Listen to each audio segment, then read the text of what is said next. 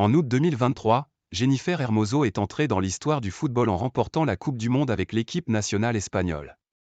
Mais la joie de ce sacre a été ternie par le scandale du baiser forcé de Luis Rubial, désormais ex-président de la Fédération espagnole de football.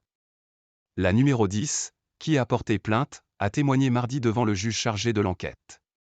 Portrait de celle qui est devenue un symbole du #MeToo du football espagnol. Reine du football espagnol, Jennifer Hermoso a toujours su se faire entendre. Sur le terrain, ses dribbles fulgurants et ses buts imparables l'ont propulsée au rang de légende. Hors du terrain, elle est désormais devenue un symbole international de la lutte pour l'égalité entre les femmes et les hommes. Le 20 août 2023, l'histoire de Jennifer Hermoso, alias Jenny, a basculé. Après la victoire de l'Espagne en Coupe du Monde, le président de la Fédération espagnole de football, Luis Rubial, l'a embrassée de force sur la bouche. L'agression a provoqué un tollé en Espagne et dans le monde entier, le forçant à démissionner. La joueuse espagnole a témoigné, mardi 2 janvier, devant le juge chargé de l'enquête, déclarant que le baiser n'avait été à aucun moment consenti et qu'elle avait subi d'intenses pressions, selon une source judiciaire.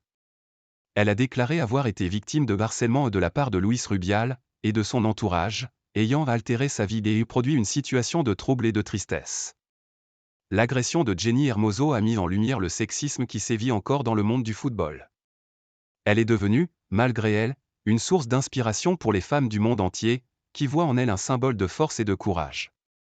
Avant ce scandale, elle était déjà une figure emblématique dans le milieu, elle a marqué une époque, non seulement pour avoir joué pour certaines des meilleures équipes d'Espagne, mais aussi pour avoir porté les couleurs de la sélection nationale, devenant la meilleure buteuse de l'histoire de la sélection espagnole.